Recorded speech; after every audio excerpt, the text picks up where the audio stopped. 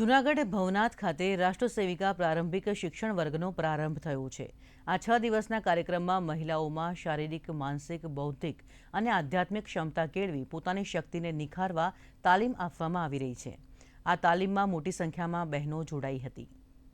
5 દિવસ પ્રશિક્ષણની અંદર તમામ પ્રકારનો સવારના 6 થી લઈ અને રાતના 10 સુધી અમારી બધી જ જુદી જુદી અલગ અલગ પ્રવૃત્તિ દ્વારા દીકરીઓને પ્રશિક્ષિત કરવામાં આવે છે। આજે 11 સ્થાનોમાંથી 49 શિક્ષાર્થીઓએ 5 દિવસનું પ્રશિક્ષણ વર્ગ પૂર્ણ કર્યો છે।